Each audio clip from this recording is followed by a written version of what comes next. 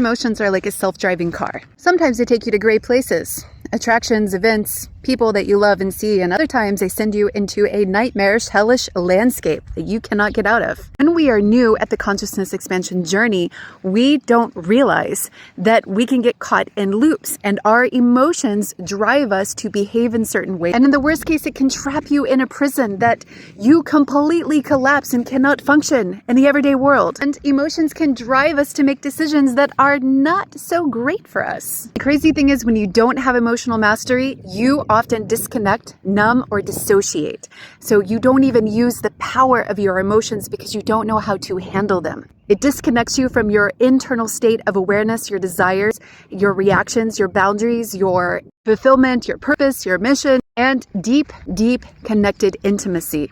And it's not your fault. We learn how to work, we learn how to go to school, we learn how to study, but very few people get a manual on how to be an effective human being that builds effective relationships, not only with the self, but also with others. So to do this, step one, you have to realize that it's happening, that you're in the back seat of your self-driving car and it's taking you sometimes to crazy town. Two is identify the stimulus and the story. So there's always something that triggers you. And when you understand what that is, you can start to look for the patterns. And then you want to understand what the story is attached to it. So for example, if you're in denial, then you are going to see something, hear something, experience something. That's going to be your stimulus. This is going to bring up some uncomfortable feelings in you.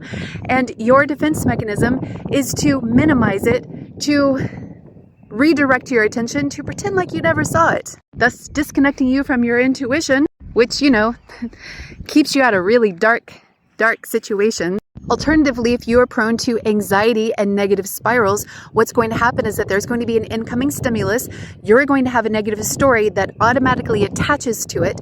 That's going to create this loop inside of you that when you are not fully conscious is going to keep you trapped in cycles. So then your goal becomes understanding what stories, ow, son of a bitch. Sorry, I just got bit by a red ant. They really hurt. All right, moving on. We got to keep walking on this one. So when you understand what the story is, you can reframe it.